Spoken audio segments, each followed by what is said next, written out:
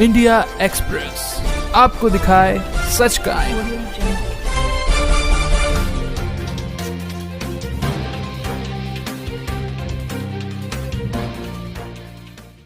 तो माननीय श्री एपी सिंह जी हमारे बीच में है, वरिष्ठ अधिवक्ता सर्वोच्च न्यायालय के। उनके दो शब्द आप उनसे मैं प्रार्थना करता हूँ कि दो शब्द वो भी रखें। वास्तव में आज यहाँ पर इस धरना, इस शांतिपूर्वक प्रदर्शन के द्वारा देश की सरकार, देश के सिस्टम को मैसेज हम लोग देना चाहते हैं कि लगातार इतने वर्ष हो गए, 11.5 साल वर्ष, और 85 साल से अधिक की उम्र के परम पूज्य संत आशाराम बापू जी, जो निहायत झूठे केस में, राजनीतिक षड्यंत्र से रचा गया केस, ऐसे केस में उन्हें फंसाकर इतने दिनों से जेल में रखा गया है। ऐसा कोई व्यक्ति अब तक नहीं होगा इतनी उम्र का भारत की किसी जेल में ऐसे केस में हो।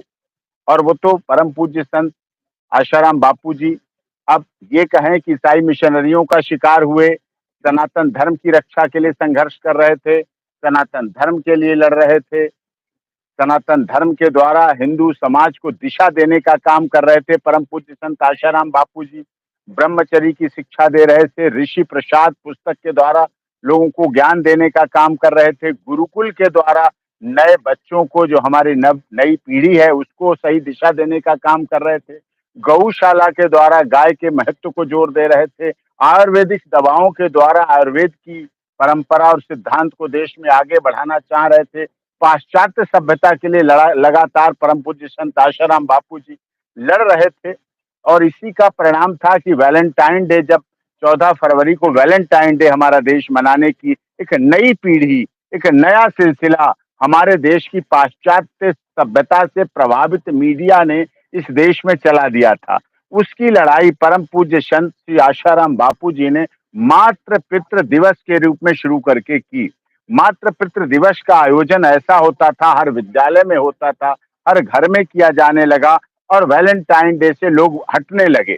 और मातृ पितृ दिवस में बेटा माता पिता की आरती उतारता, माता पिता स्नेह करते, प्यार करते, पूरी पूजा माता पिता को ही भगवान की श्रेणी की तरह, जो है भी उसी तरह से चलाने का काम परम पूज्य संत आशाराम बापू जी ने अपनी शिक्षा, अपने व्यवहार, अपनी बातों, अपने आश्रमों के द्वारा ये काम किया, और जिसकी वजह से देश में परिवर्तन आ रहा था। ऋषि प्रसाद के द्वारा लगातार हर घर में आज भी जा रही है, चाहे 11.5 वर्ष बापू जी को जेल में हो चुके हैं, लेकिन कहीं कोई काम नहीं रुका। इसका मतलब कार्य करने वाले जो साधक हैं, उनके अनुयायी हैं, उनके फॉलोअर हैं, लगातार इस देश के लिए काम कर रहे हैं और देश की नींव की ईंट की तरह काम कर रहे हैं। लेकिन इस पर सरकारों को भी सोचना चाहिए, माननीय न्यायालयों को भी सोचना चाहिए, अदालतों को भी सोचना चाहिए। आप यहाँ देख रहे हैं, क्या हिंदू संतों पर बंद करो अत्याचार, हिंदूवादी है सरकार, संत आशाराम बापू जी को रिहा करो। संत है तो संस्कृति है, संत आशाराम बापू जी निर्दोष हैं क्यों कहा जा रहा है? जगन्नाथ रथ यात्रा करवाने वाले मुकेश जैन के खिलाफ उड़ीसा में दर्ज झूठे मुकदमे वापस लो। ये हमने लड़ाई लड़ी है। हम गए हैं बालेश्वर, कटक, पुरी, कोणार्क, भद्रक जेलों में, वहां जाकर ये जेलों में रहे और वहां से बेल कराई। अभी भी केस चले, पूरे झूठे केस थे। इन्होंने क्या किया? हिंदू सनातन के लिए, जगन्नाथ भगवान की यात्रा के लिए कोरोना काल में उड़ीसा में ऐसा किया, और उसी का परिणाम हुआ मुकेश जैन जी के संघर्ष, हमारे संघर्ष, हिंदू धर्म रक्षक दारा सेना के संघर्ष, जो 24 वर्ष हो चुके हैं। धर्म रक्षक दारा सिंह क्योंझर जेल में अभी भी हैं झूठे केसों में। उन सबका संघर्ष का ही परिणाम था कि अभी जो उड़ीसा में पूर्ण बहुमत से भारतीय जनता पार्टी की सरकार बनी, पूर्ण बहुमत से भारतीय जनता पार्टी की सरकार बनी। पहली बार आजादी के बाद ऐसा हुआ जो पूर्ण बहुमत से भारतीय जनता पार्टी की, इसके लिए त्याग था, बलिदान थी, लोगों में सोच थी, लोगों की भावना थी, जो लोगों के लिए लड़ाई लड़ रहे थे मुकेश जैन। और ये सब कुछ संघर्ष चल रहा है। गुवाहाटी से चौपाटी, कन्याकुमारी से कश्मीर तक लोग हमारे देश में यहाँ संघर्ष कर रहे हैं, इस संघर्ष की लड़ाई को लड़ रहे हैं। तो इसके लिए आज यहाँ हम लोग भी जंतर मंतर पर आए हुए हैं, और संत आशाराम बापू जी निर्दोष हैं, इस बात के लिए इतने लोग सैकड़ों की संख्या में यहाँ आकर इस आंदोलन के द्वारा ज्ञापन भी दिया जाएगा। माननीय देश के प्रधानमंत्री जी, माननीय देश के गृह मंत्री और honourable chief justice of India को भी हम लोग ज्ञापन देंगे। और ज्ञापन के माध्यम से ये मेमोरेंडम रिप्रेजेंटेशन ज्ञापन इस बात का संकेत है, इस बात का द्योतक है कि हम लोग आगे इसमें आपसे अनुरोध करते हैं, लोकतांत्रिक तरीके से प्रयास करते हैं, प्रार्थना करते हैं कि आप हमें न्याय दें और संत परम पूज्य संत आशाराम बापू जी की रिहाई करें।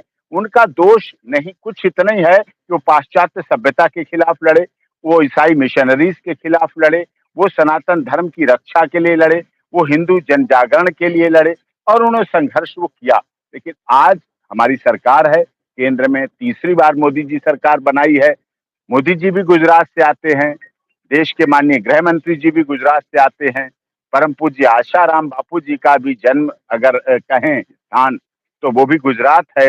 गुजरात से शुरुआत हुई है। सूरत की बात करें, अहमदाबाद की करें, जहां हम आश्रमों में जाते हैं, वहां की बात करें तो ये होना चाहिए, ये आवश्यक है। अगर आज नहीं हो पाया तो कब होगा, कल होगा, किसके द्वारा होगा, कौन करेगा, क्यों करेगा? लोग कहेंगे अरे आपकी सरकार है, 3 बार सरकार रही, क्या बात करते हो आप? तो सरकार हमारी है, हमारी चुनी हुई सरकार है, तो निश्चित तौर पर हम अनुरोध करते हैं, हम प्रार्थना करते हैं कि जिस तरह से भी हो, जैसे भी हो, परम पूज्य संत आशाराम बापू जी को जैसा कि कहा, गुरु पूर्णिमा दिन, गुरु पर्व पर, गुरु पूर्णिमा वाले दिन बापू जी की रिहाई होनी चाहिए और वो आने चाहिए, जिससे कि ये आए तो निश्चित तौर पर हम लोगों की मेहनत भी सफल होगी। हम लोगों का जो संघर्ष है, जिस बात को हम लोग यहाँ कर रहे हैं, आप देख रहे हैं तपती धूप में जंतर मंतर पर, दोपहरी भरी दोपहरी में आप देख रहे हैं इस समय, ऐसे में हम सब लोग यहाँ बैठे हुए, माताएं बहनें आई हुई हैं, विभिन्न प्रदेशों से आई हुई हैं, विभिन्न जगहों से आई हुई हैं और ये सब लोग हम लोग यहाँ आए हुए हैं भारी मात्रा में। और ये क्या मतलब, इसका मतलब लोकतंत्र में अगर कहीं कुछ सुना जाता है, अगर लोकतंत्र में कहीं सुनवाई है तो इसमें सुनवाई होनी चाहिए।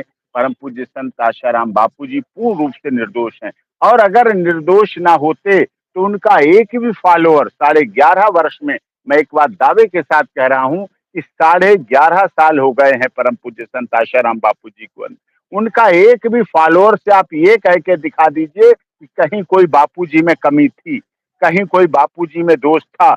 इसका मतलब बापूजी पूर्ण रूप से निर्दोष हैं। जो उनके साथ थे, जो उस दिन जिस दिन की घटना बताई जा रही उस दिन भी साथ थे, बराबर 24 घंटे साथ रहे, तो कहां से ऐसी बातें हो सकती हैं? कौमार्य टेस्ट की बात आती है, उसमें भी ठीक पाई गई लड़की। उम्र की भी बातों पर कई चीजें भ्रांतियां हैं, ट्रायल में भी इस तरह की बातें आई हुई हैं और इस तरह से ऐसा बिल्कुल नहीं होना चाहिए। और यही कारण तो था, मुकेश जैन जी का संघर्ष उड़ीसा में था दारा सिंह के लिए, दारा सेना के द्वारा, उसी का परिणाम था। आजादी के बाद पहली बार भारतीय जनता पार्टी की सरकार उड़ीसा में बनी, पूर्ण बहुमत के साथ आज हमारी सरकार है। क्यों? क्योंकि वहां हम लोगों ने लड़ाई लड़ी। हम लोग जगन्नाथपुरी भगवान जगन्नाथ की यात्रा कराने के लिए मुकेश जैन जी जेल गए, क्योंझर हम गए, बालासोर गए, भद्रक गए, पुरी गए, कोणार्क गए, कटक गए, इतनी जेलों में इन पर केस लगा दिए गए, इतनी जेलों में रहे, मुश्किल से वहां रिहा करा कर लाए। ये सारी लड़ाई लड़ी तो उड़ीसा की जीत का। हम तो उड़ीसा के मुख्यमंत्री, उड़ीसा की सरकार, उड़ीसा की भारतीय जनता पार्टी सरकार से भी अनुरोध करेंगे कि इनके भी केस खत्म किए जाएं और साथ में परम पूज्य संत आशाराम बापू जी की रिहाई की जाए। और दारा सिंह जो कि 24 साल से जेल में हैं, क्योंझर जेल में, हिंदू धर्म रक्षक दारा सेना के नाम पे उड़ीसा में उन्हें भगवान की तरह माना जाता है। हम जाते हैं क्योंझर जेल, हम जाते हैं भद्रक वालेश्वर जेल, कटक हाईकोर्ट पेश होते हैं, जाके जाते हैं भुवनेश्वर, देखते हैं किस तरह से वहां परिवर्तन आया है, बदलाव आया है। अब भारतीय जनता पार्टी की सरकार है, केंद्र में तीसरी बार मोदी जी की सरकार बनी है, तो निश्चित तौर पर हम आशा ही नहीं अपितु पूर्ण विश्वास करते हैं इस जंतर मंतर की धरती से जो हम लोग अभी ज्ञापन देंगे honourable chief justice of India को, ऑनरेबल प्रेसिडेंट ऑफ इंडिया को, honourable prime minister of India और honourable home minister of India को। ये महत्वपूर्ण शक्तियां हैं। खुशी की बात है कि इस बार भी उनको वही पोर्टफोलियो दिए गए, तो उन्हें पता है, क्योंकि सनातन धर्म की रक्षा अगर आप नहीं कर पाए तो आज आप देख रहे हैं जब हमारी तीसरी बार सरकार शपथ ग्रहण कर रही थी तो शिव कोटि में वैष्णो देवी जाने वाले यात्रियों की बस पर हमला हुआ और उसके ड्राइवर को मारा गया, बस खाई में गिरी और वहां खाई में गिरे हुए लोगों पर भी गोलियों से आतंकवादियों ने हमला किया।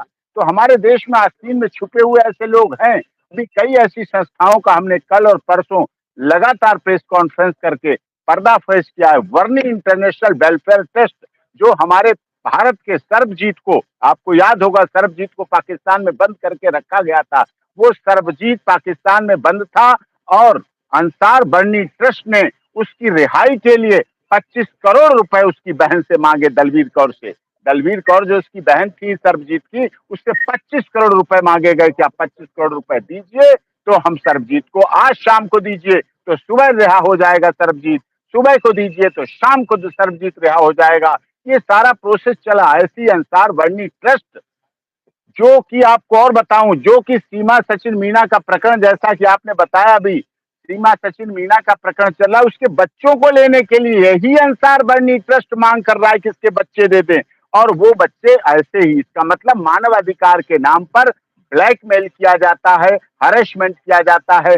जब पाकिस्तान में बंद सर्वजीत को छुड़ाने के लिए 25 करोड़ रुपए मांगे गए और उसे मार दिया गया और उसकी लाश देने के समय भी कहे कम से कम 2 करोड़ रुपए तो दे दो, इस बात के गवाह हैं, इस बात के सबूत हैं। दलवीर कौर कहती रही कि सबूत गवाह इन लोगों के सामने कहा गया मांगे गए। तो ऐसी शक्तियां पाकिस्तान से हों चाहे अन्य पड़ोसी देशों से हों, हमारी सनातन पद्धति को खत्म करने के लिए यहाँ के लोगों को भी आस्तीन का सांप बनाकर लगातार संघर्ष कर रही हैं। उन्हें अटॉर्नी दी जाती है, उन्हें ट्रस्ट दिया जाता है, उन्हें अथराइज किया जाता है, उन्हें लेथॉरिटी लेटर दिए जाते हैं कि आप यहाँ काम करिए। ये वही ऐसे अंसार बर्नी ट्रस्ट है जिसने सरबजीत को वापस देने के लिए 25 करोड़ की मांग की थी।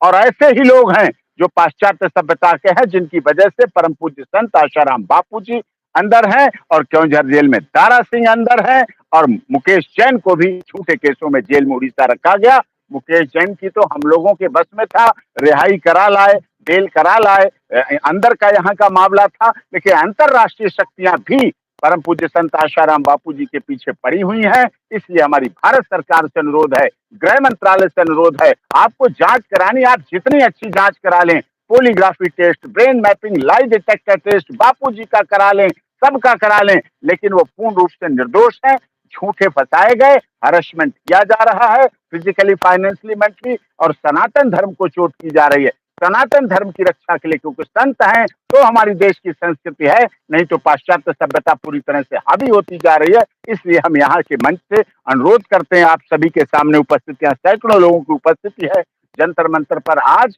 और इनके द्वारा अनुरोध करते हैं, ज्ञापन के द्वारा अनुरोध करते हैं परम पूज्य संत आशाराम बापू जी की रिहाई होनी चाहिए। आप लोग जोर से बोलेंगे, परम पूज्य संत आशाराम बापू जी को, परम पूज्य संत आशाराम बापू जी को, भारत की संस्कृति की रक्षा करो, भारत की संस्कृति की रक्षा करो, भारत के संतों की रक्षा करो।